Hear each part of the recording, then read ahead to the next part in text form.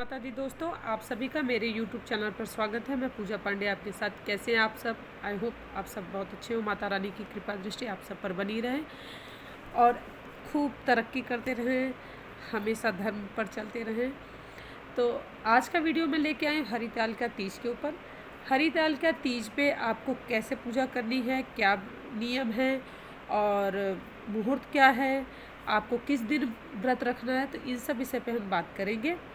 और इसमें आपको भोलेनाथ की पूजा कैसे करनी है, क्या क्या सामग्री चाहिए और व्रत का पारायण हमें कब करना है, ये सब विषय पे मैं आप लोगों को बताऊंगी और चर्चा करूंगी। तो आप मेरे साथ वीडियो के एंड तक बने रहिए। और वीडियो आगे बढ़ाने से पहले प्लीज़ मेरे चैनल पर नए हैं तो सब्सक्राइब करिए, बेल आइकन को प्रेस करिए, जिससे लेटेस्ट वीडियो की खबरें आपको मिलती रहें। और वीडियो पसंद आए तो लाइक करिए, शेयर करिए, कमेंट करिए। आपका कोई सवाल है तो वो भी आप पूछ सकते हैं और मुझे इंस्टाग्राम पे भी ज्वाइन कर सकते हैं। तो चलिए मैं वीडियो को आगे बढ़ाती हूँ। तो मैं आपको सबसे पहले बताऊँगी कि हमें पूजा कब करनी है और किस दिन हमें ये व्रत रखना है। तो 29 अगस्त को दोपहर में 3:21 से तृतीया विधि शुरू हो तृतीया तिथि शुरू हो जाएगी, जो 30 अगस्त को दोपहर में 3:34 तक रहेगी। तो इसमें अब ये आप लोगों का कन्फ्यूज़न मैं दूर कर देती हूँ कि आपको 29 तारीख को व्रत रखना है या 30 को। आपको 30 अगस्त को व्रत रखना है, क्योंकि हमें उदया तिथि में 30 तारीख को तृतीया तिथि मिल रही है। बार बार विधि कह रही हूँ। तो तृतीया तिथि जो है वो हमें 30 तारीख को मिल रही है। तो इस वजह से हमें व्रत जो है वो 30 तारीख को रखना है। और पूजा कब करनी है मैं आपको ये भी समय बता दे रही हूँ, आप उसे नोट कर लीजिए। तो पूजा अगर आप सुबह के टाइम पूजा करती हैं तो सुबह के समय आपको पूजा करने का 9:33 से लेकर 11:05 तक आप पूजा कर सकती हैं। मैं एक बार फिर से रिपीट कर दे रही हूँ, 9:33 से लेकर 11:05 तक 30 अगस्त को आप सुबह के समय पूजा कर सकती हैं। और दोपहर में भी अगर आपको दोपहर में पूजा करती हैं तो दोपहर में 3:49 से लेकर 7:23 तक पूजा का मुहूर्त है। आप इसमें भी पूजा कर सकती हैं। और अगर आप प्रदोष काल में पूजा करती हैं, जैसे हमारे यहाँ प्रदोष काल में ही पूजा की जाती है तीज की, तो प्रदोष काल की पूजा शाम को 6:34 से लेकर रात में 8:50 तक आप पूजा कर सकते हैं। शाम के 6:34 से लेकर 8:50 तक आप पूजा कर सकती हैं। ये प्रदोष काल का समय यही है। तो इस समय आप पूजा कर सकती हैं। तो ये मैंने आपको पूजा का मुहूर्त बता दिया कि आपको पूजा कब करनी है और कितने तारीख को आपको व्रत रहना है। अब मैं आपको इसके नियम बता देती हूँ कि हरितालिका तीज के नियम क्या होते हैं। सबसे पहले मैं आपको ये बता देती हूँ, हरितालिका तीज व्रत सबसे कठिन व्रत होता है, क्योंकि इस व्रत में हम फलाहार की तो बात ही छोड़ दीजिए कि फल फ्रूट्स या ड्राई फ्रूट्स वगैरह या वैसे कोई आप फलाहार लेती हो तो वो सब तो छोड़िए, इसमें जल का भी ग्रहण नहीं किया जाता। इसमें फल जल इन सब का त्याग किया जाता है। और सबसे पहले इस व्रत को माँ पार्वती ने किया था।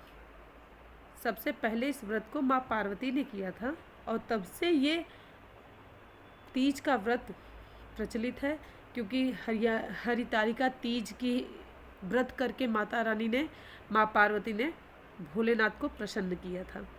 तो हरितालिका तीज का ये मैंने बता दिया है। और आप इसकी कथा, इसकी हरितालिका क्यों नाम पड़ा है, ये मैं आपको शॉर्ट में बता देती हूँ। बाकी आप हरितालिका तीज व्रत कथा की पुस्तक खरीद लेंगे तो उसमें आपको पूरा डिटेल्स में मिल जाएगा।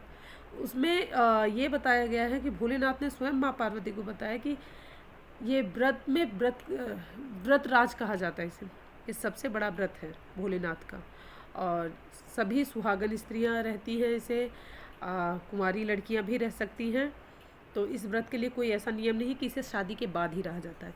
आप शादी से बहुत पहले भी उठा सकती हैं, शादी कुंवारेपन में भी आप रह सकती हैं, कोई आपत्ति नहीं है। तीज का व्रत आप शादी से पहले भी उठा सकती हैं या इस व्रत को शुरू कर सकती हैं।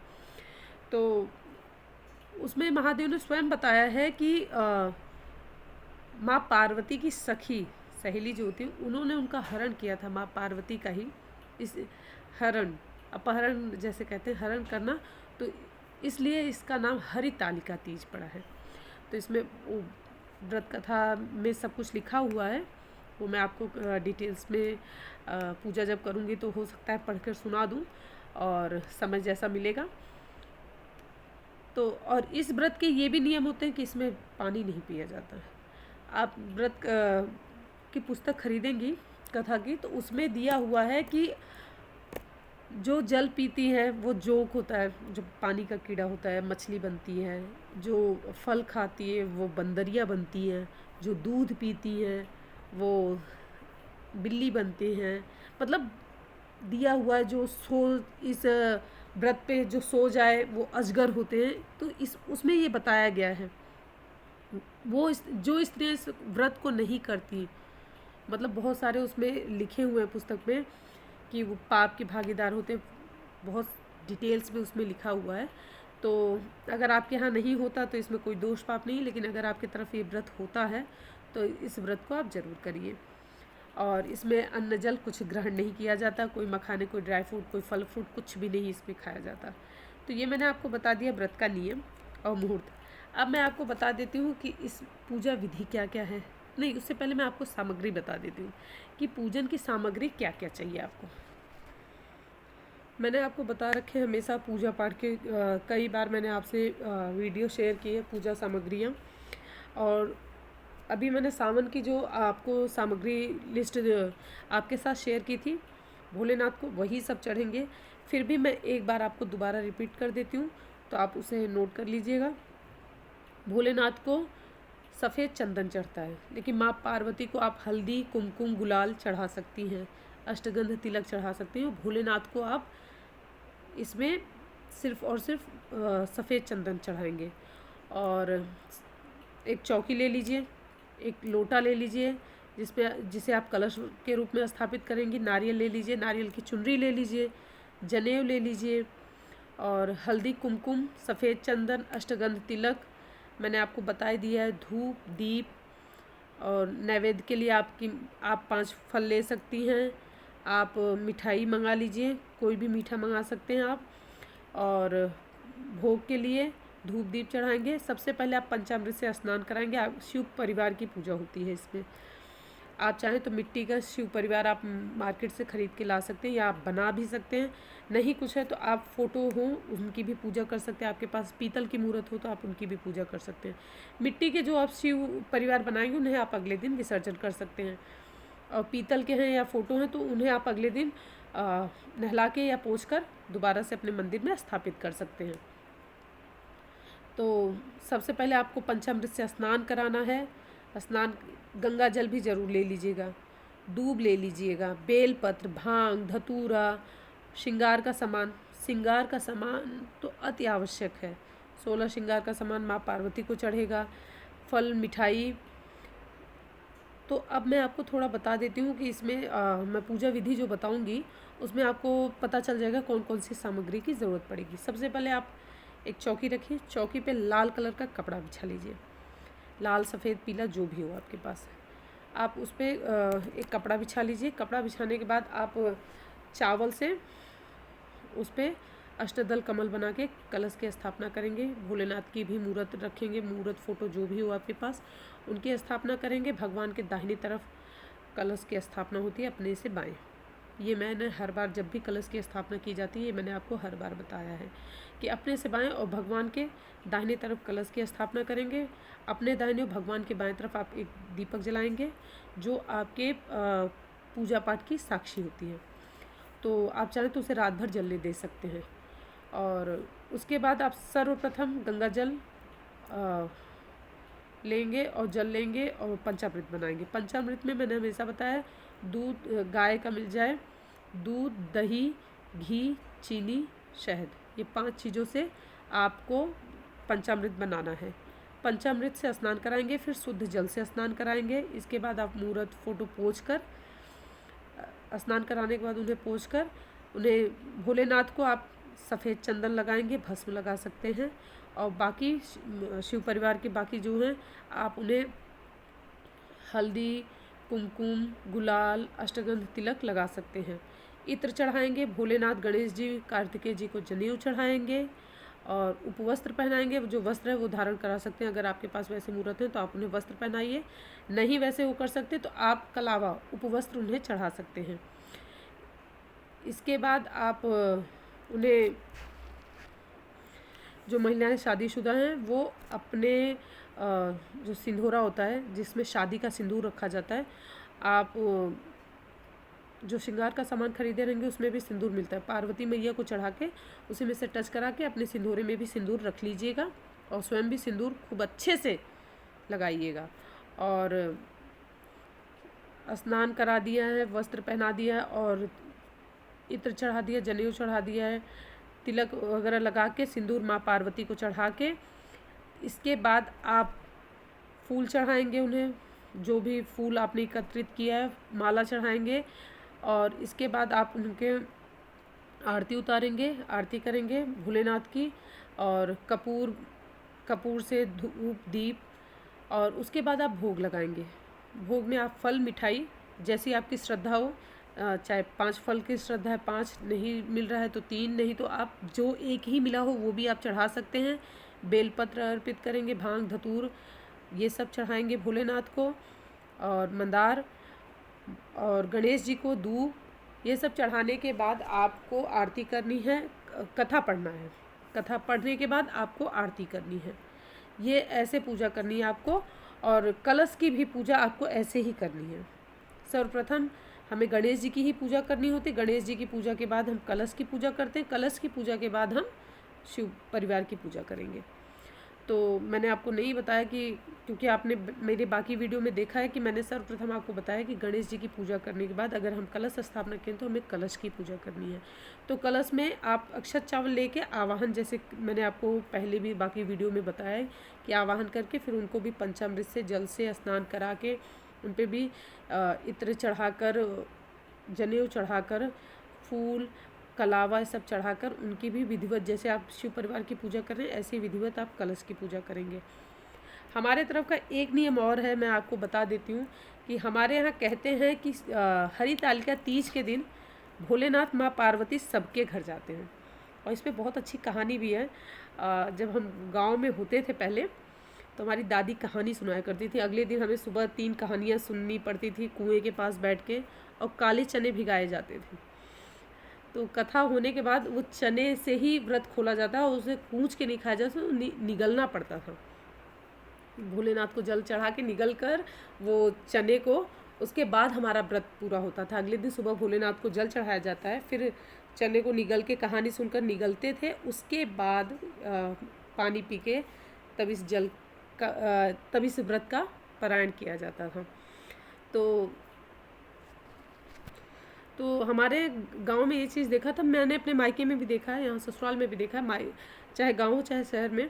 हमारे यहाँ जथा श्रद्धा, जैसी आपकी श्रद्धा है या जैसी परिस्थिति है, भोलेनाथ माँ पार्वती के लिए कुछ न कुछ बनाकर विशेष जरूर रखा जाता है। कहते हैं इस दिन माँ पार्वती भोलेनाथ पृथ्वी पर आते हैं और सबके घर जाते हैं कि देखिए हमारे भक्तों ने हमारे लिए क्या रखा है। तो आज भी हमारे यहाँ नियम है, मैं भी करती हूँ, वो मैं आपके साथ शेयर करती हूँ कि थाली में जो भी हमने तैयार किया, कई बार पूड़ी हलवा बना लिया, या हलवा बना लिया, खीर बना लिया, या हमने जो भी है फल सब इकट्ठा करके अच्छे से 1 गिलास दूध करके थाली में बकायदा, जैसे हम भोजन करते हैं या सजाते हैं वैसे सब कुछ शुद्ध करके चढ़ा के मंदिर में भी रखते हैं, जो बनाए रहते हैं वो मंदिर में भी चढ़ाते हैं, और अपने रसोई में भी अच्छे से पाटे पे भोजन तैयार करके उसे ढककर पानी, 1 गिलास पानी के साथ रखते हैं कि भोलेनाथ माँ पार्वती आती हैं तो आपके घर में जब आएंगे तो भोजन करके जाएं।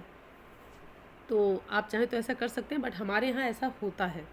और कुछ लोगों के मन में ये आ रहा होगा कि पहली बार अगर हम तीज उठा रहे हैं तो क्या क्या नियम होते हैं।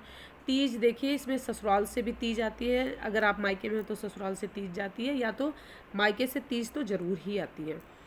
तो मायके से भी उठा सकती हैं, लेकिन शादी से पहले जो रहते चले आ रहे हैं, और कोई ऐसा कन्फ्यूज़न नहीं है कि इसे शादी के बाद ही रहना है, आप शादी से पहले भी रह सकते हैं, और शादी के बाद भी अगर आपका ससुराल में पहला तीज है तो भी मायके से तीज आती है, तो आप नए साड़ी पहन सकती हैं या साफ़ सुथरे वस्त्र पहनिए, 16 श्रृंगार करिए, आलता लगाइए, नेल पेंट लगाइए, खूब श्रृंगार करिए, खूब तैयार होइए, खूब अच्छे से तैयार होकर तब आप इस पूजा पाठ करिए। क्योंकि माँ पार्वती कहते हैं, माँ पार्वती इस दिन पूरा श्रृंगार करते हुए भोलेनाथ के लिए उन्होंने पूरे दिन श्रृंगार किया था और वो जल पीना भूल गई थी। ये भी कहा जाता है, हमारी दादी वगैरह बताती थी, हमारी मम्मी बताती है कि इस दिन माँ पार्वती इतना श्रृंगार कर रही थी, इतना तैयार हो रही थी कि वो जल पीना, खाना पीना भूल गई थी। और भोलेनाथ को इसी ढंग से उन्होंने प्रसन्न किया था और अपने लिए अखंड सुहाग प्राप्त किया था।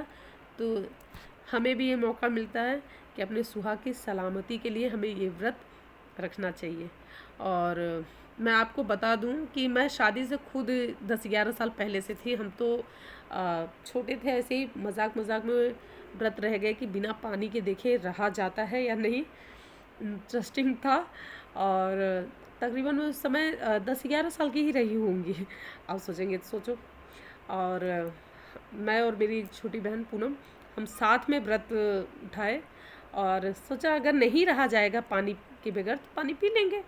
उस समय व्रत की इतनी महत्वता नहीं पता थी हमें, और व्रत हमने रखा। और छोटी वाली बहन तो शाम होते होते 6 बजे तक उसे चक्कर आने लगा। मतलब हम दोनों के बीच में कंपटीशन था कि पानी देखो सबसे पहले कौन पिएगा। और चाची मम्मी को हम लोग रहते हुए देखते थे और व्रत हम रह गए। शाम को 6 बजे, 6 साढ़े 6 बजे तक तो पूनम पानी पी ली, लेकिन उसको हराने के लिए मैंने पानी नहीं पिया। रात में 12-1 बजे खूब लगी मैं रोने, नहीं प्यास लगी है, प्यास लगी। लेकिन मेरी दादी थी, उन्होंने बोला 2-3 घंटे और हैं। सो गई। उसके बाद सुबह हो गई तो व्रत रह गई मैं। फिर मैंने ये नियम बना लिया कि अब व्रत उठा लिया तो हमारे यहाँ कहा जाता है कि एक बार अगर ये व्रत छूट जाए ना तो दोबारा नहीं उठा सकते। तो इस वजह से इस व्रत को मैंने कभी छोड़ा नहीं और इसे कंटिन्यू करते आई हूँ। हम इसमें जल नहीं पीते। आप इसमें 29 तारीख को ही खा पी के 30 तारीख को पूरे दिन ऐसे रहना। फिर 31 तारीख को आपको इस व्रत का पारायण करके आपको व्रत खोलना है। अगले दिन सुबह आपको जल पौधों में डाल देना है। कलश का जो जल रहेगा वो आपको पौधे में डाल देना है। और अगर आपने मिट्टी की मूर्त बनाई तो उनका विसर्जन कर दीजिएगा। और सुहाग की सामग्री आप खुद ले लीजिए या आपके घर में जो उनमें बांट लीजिए। मंदिर में भी आप दे सकती हैं। तो और व्रत वही हमारे यहाँ तो वही काले चने से व्रत खोला जाता है। और जो हम भोलेनाथ माँ पार्वती के लिए प्रसाद रखे रहते हैं वही प्रसाद से हम व्रत को अपने खोलते हैं। तो ये मैंने आपको बता दिया कि हमारे यहाँ पूजा पाठ कैसे होती है, क्या क्या नियम है। और यदि कोई निराजल रह रहा है और किसी कारणवश की बीमार हो गए या कोई गर्भवती हैं और या किसी की डिलीवरी हुई है और वो व्रत नहीं रख पा रही हैं तो वो जल पी सकती हैं, जल और फलाहार ले सकते हैं। उसमें कोई दोष नहीं है। ऐसा नहीं है कि इतने साल तक हम निराजल रहे तो हम इसके बाद हमारा व्रत नहीं चल सकता, नहीं। ऐसे में आपको कोई दोष पाप नहीं लगेगा। आप व्रत रह सकती हैं। आगे अगर आप निराजल रहना चाहें तो आप निराजल भी रह सकती हैं और आप पानी पी के रहना चाहें तो रह सकती हैं। लेकिन इस व्रत में पानी नहीं पीना चाहिए। और अगर आपको एक बार किसी भी कारणवश अगर ऐसा करना पड़ रहा है या बीमार हो गई, डिलीवरी हुई है या प्रेगनेंसी है, 8वां 9वां महीना चल रहा है, तो आप इस समय पानी पी सकती हैं, फलाहार कर सकती हैं, चाय पी सकती हैं। उसके बाद आप चाहें तो कंटिन्यू फिर निराजल रह सकते हैं। ऐसा कोई दोष पाप नहीं है। स्त्रियाँ हैं, कभी कभी होता है कि किसी कारणवश नहीं व्रत कंटिन्यू चल पाता, तो ऐसे में व्रत को आप जल या फलाहार करके रह सकती हैं। मैं अपना बताऊं तो बताया जैसे मैंने कि मैं 11 साल की थी तब से इस व्रत को रह रही हूँ। और माता रानी की कृपा से 3 बच्चे हुए, लेकिन व्रत को बीच में मुझे कभी छोड़ना नहीं पड़ा। मेरी छोटी वाली बिटिया अक्टूबर में हुई है, तो तीज के समय मेरा 8वां मंथ चल रहा था। तो मैंने सोचा शाम को दिन भर नहीं रहा जाएगा तो मैं निराजल नहीं रहूँगी, मैं पानी पी लूँगी। मैं अपना बता रही हूँ आपको कि मैंने सोचा मैं पानी पी लूँगी, लेकिन पानी मैंने नहीं पिया। दिन भर प्यास नहीं लगी और कुछ ऐसा भूख का एहसास भी नहीं हुआ, कुछ ऐसे चक्कर वगैरह नहीं आए मुझे। और शाम को सोचा पूजा करने के बाद पानी ज़रूर पी लूँगी, क्योंकि 8वां मंथ चल रहा है। कोई बच्चे को दिक्कत हो जाए, तकलीफ़ हो जाए तो उचित नहीं है। लेकिन पूजा करके उठी और इतना थकान हो गई थी कि बस बैठी और पुस्तक पढ़ रही थी, आई और सो गई। तो सुबह आँख खुली तो निराजल व्रत मेरा वैसे ही कंटिन्यू रह गया। और सोते तो नहीं है इस व्रत में, लेकिन उस समय पता नहीं कैसे दिन भर की थकान थी, क्या था, पूजा पाठ करके उठी और खाना पीना बड़ी बिटिया थी और पतिदेव थे, दिया और सब काम वाम निपटा के पुस्तक पढ़ रही थी। और पढ़ते पढ़ते कब सो गई मैं पता ही नहीं चला और सुबह हो गया। तो इस तरह व्रत मेरा खंडित नहीं हुआ और व्रत चलता ही रहा। बाद में डॉक्टर को जाके चेकअप करवाया मैंने, डॉक्टर डांटी बहुत, बट बोली बच्चा एकदम ठीक है, आप ऐसा बिल्कुल ना करें, मैं आपको ये सलाह नहीं दूंगी। तो आप पानी पी सकते हैं, फलाहार कर सकते हैं। तो ये मैंने आपको बता दिया कि पूजा विधि क्या है, मुहूर्त क्या है, सामग्री क्या क्या लगेगी और खूब 16 श्रृंगार आपको करने हैं, कैसे पूजा पाठ करनी है, पारायण कैसे करना है, ये सब मैंने आपको बता दिया है। तो आई होप आपको वीडियो पसंद आई होगी। तो वीडियो पसंद आई हो तो लाइक करिए, शेयर करिए, मेरे चैनल पर नए हैं तो सब्सक्राइब करिए, बेल आइकन को प्रेस करिए, जिससे आपको लेटेस्ट वीडियो की खबरें मिलती रहें। और मुझे इंस्टाग्राम पे भी आप ज्वाइन कर सकते हैं। तो मैं मिलूँगी आपसे नेक्स्ट वीडियो में और कोशिश करूँगी कि मैं आपको हरितालिका तीज की पूजा करके दिखा सकूँ, पूजा करके बता सकूँ कि कैसे मैं पूजा करती हूँ। तो मैं कंफर्म नहीं कर सकती, क्योंकि कई बार ऐसा होता है मैं आपको वादा कर दूँ और मैं पूजा करके ना दिखा पाऊँ, क्योंकि बेटा है उसे बहुत परेशान कर देता है, तो उस समय वीडियो शूट करना और पूजा करना ये सब साथ में नहीं हो पाता। तो अगर बड़ी बिटिया मेरे घर पे रहेगी उस समय, तो टाइम रहेगा तो उससे ज़रूर वीडियो कोशिश करूँगी मैं शूट कर पाऊँ। और नहीं कर पाई तो मैंने आपको जैसे विधि बताई मैं वैसे ही पूजा करती हूँ, जो विधि मैंने आपके साथ शेयर की है। तो मैं मिलती हूँ आपसे नेक्स्ट वीडियो में, तब तक के लिए जय माता दी।